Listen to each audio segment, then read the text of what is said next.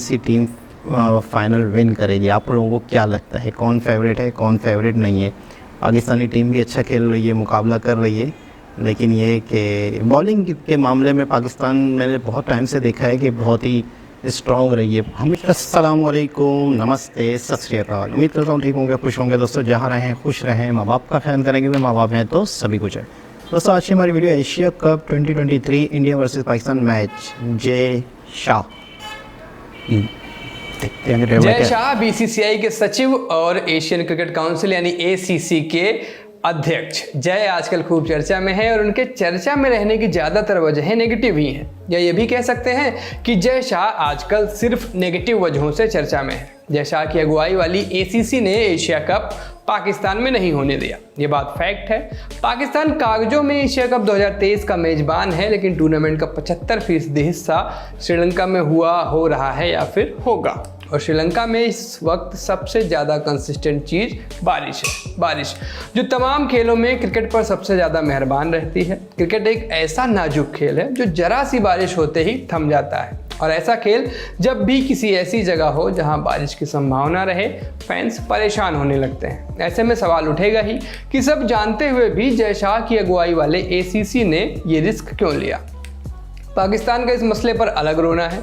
उनका कहना है कि वो टूर्नामेंट को यूएई में कराना चाहते थे, मतलब अगर अपने घर में ना करा पाए तो। लेकिन एसीसी ने कहा कि वहाँ गर्मी बहुत है, इसलिए वनडे फॉर्मेट वाले इस टूर्नामेंट को वहाँ नहीं करा सकते। फिर तय हुआ कि ये श्रीलंका में कराया जाएगा, और बारिश की लगातार चेतावनी के बावजूद टूर्नामेंट श्रीलंका में शिफ्ट किया गया। हालात ये हैं कि वर्ल्ड कप से पहले भारतीय टीम एशिया कप में कुल 3 मैच खेलने का प्रयास कर चुकी है। प्रयास इसलिए क्योंकि एक भी मैच अभी तक पूरा नहीं हो पाया है। पहले मैच में हमने सिर्फ बैटिंग की, दूसरे मैच में बैटिंग के वक्त बारिश ने खेल खराब किया, वनडे को हमने T20 जैसा खेला, और फिर पाकिस्तान के खिलाफ सुपर 4 मैच में कुल 24 ओवर की बैटिंग के बाद ऐसी बारिश आई कि मैच अगले दिन के लिए शिफ्ट कर दिया गया। यानी अब भारतीय टीम 10, 11 और फिर 12 सितंबर को लगातार एक्शन में रहेगी। जी हाँ, 10 को 24 ओवर खेले, 11 को पाकिस्तान के खिलाफ बचा हुआ मैच खेलेंगे, और फिर 12 को श्रीलंका के खिलाफ सुपर 4 का अपना दूसरा मैच खेलेंगे। अब ऐसी शेड्यूलिंग में अगर भारतीय टीम जो पहले से ही चोटों से जूझ रही है, उसका कोई प्लेयर चोटिल हो गया तो फिर क्या होगा।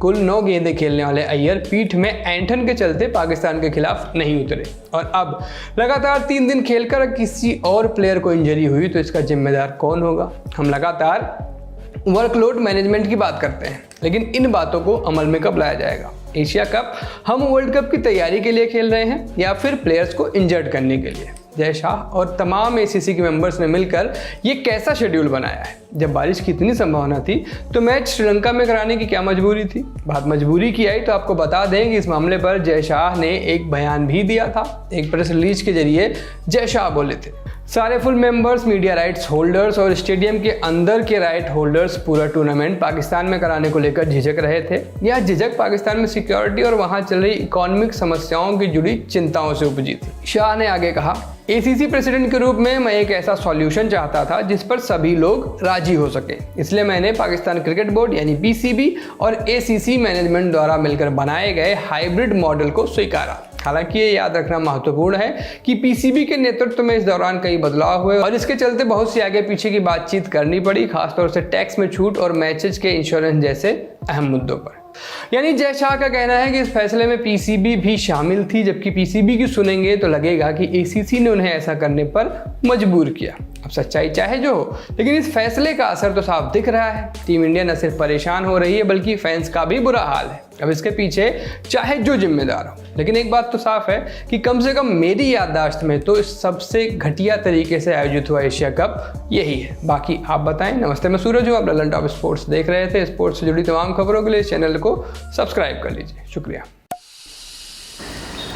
जी। इसमें कोई भी शक नहीं है कि इस मर्तबा वाला जो मैच है वो जो एक एक्साइटमेंट होती है, एक जज्बा होता है, एक जोश होता है, वो सारा ठंडा पड़ चुका है। और जो लोग हैं वो जो जिस तरीके से मैच को एक प्लानिंग होती है, लोग एक हम घरों में बैठ के देखते हैं तो बारिश हो जाती है तो हम निराश हो जाते हैं। जो लोग आप स्टेडियम गए हुए हों, बाकायदा एक कंट्री से दूसरे कंट्री का सफ़र किया हुआ हो मैचों की वजह से, क्रिकेट की वजह से, उन्हें कितनी निराशा होगी, वो कितने डिसहार्ड होंगे, उन्हें कितनी नाउम्मीदी होगी। तो ये चीज़ होती रहती है, लेकिन मुसलसल हो तो फिर बड़ा मज़ा ख़राब हो जाता है। तो एशिया कप इस मरतबा जो हो है, जब समझो चल रहा है, तो ये वो मज़ा या वो चीज़ नहीं ला पाया, या उस तरीके से वो चीज़ नहीं हो पाई जैसे लोगों को उम्मीद थी।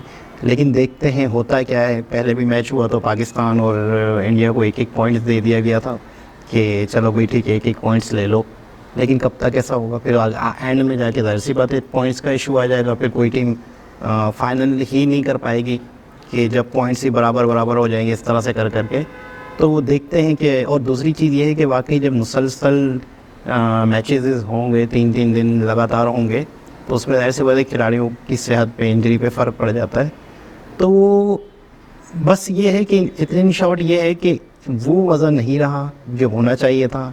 और आप लोग कमेंट्स के ज़रिए ये बताएं कि आप लोग क्या चाह रहे हैं कि कौन सी टीम फाइनल विन करेगी। आप लोगों को क्या लगता है, कौन फेवरेट है, कौन फेवरेट नहीं है? पाकिस्तानी टीम भी अच्छा खेल रही है, मुकाबला कर रही है, लेकिन ये कि बॉलिंग के मामले में पाकिस्तान मैंने बहुत टाइम से देखा है कि बहुत ही स्ट्रॉन्ग रही है। हमेशा पाकिस्तान के मतलब है कि सरजमीन से बॉलर अच्छे निकलते हैं, लेकिन फिर वो कोई ना कोई बेवकूफ़ियों का शिकार हो जाते हैं। कोई किस बेवकूफ़ी का, कोई किस बेवकूफ़ी का, किसी के साथ क्या प्रॉब्लम आ जाती है, किसी के साथ क्या प्रॉब्लम आ जाती है। तो फिर कहीं ना कहीं से थोड़ा सा डाउनफॉल चलता है, तो फिर कुछ ना कुछ नए बॉलर्स आ जाते हैं, फिर पाकिस्तानी टीम को सपोर्ट करते हैं। पाकिस्तानी टीम थोड़ी सी एक न्यूज़ में आती है, थोड़ी सी कामयाबी हासिल करती है बॉलिंग की वजह से, फिर उन बॉलर्स के साथ कोई ना कोई प्रॉब्लम्स आ जाती हैं। अब देखते हैं कि कब तक ये वाले बॉलर्स जो हैं, नसीम शाह है और शाहीन आफरीदी, ये कब तक रहते हैं, क्योंकि 100% कोई ना कोई इशू, जितनी बड़ी सेलिब्रिटी हो जाता है, उससे जो उसकी सफलता है, उसकी जो तरक्की है, उसकी जो कामयाबी है, उससे राज नहीं आती। कामयाब होना मैंने सुना आसान है, फेमस हो जाना बहुत आसान है, लेकिन अपने तरक्की को, अपने एक फेम को बरकरार रखना और उसको हज़म कर पाना बड़ा मुश्किल है। तो देखते हैं इन फ्यूचर क्या होता है। दोबारा किसी और वीडियो के साथ आपसे मुलाकात होगी। जब तक के लिए अल्लाह हाफ़िज़।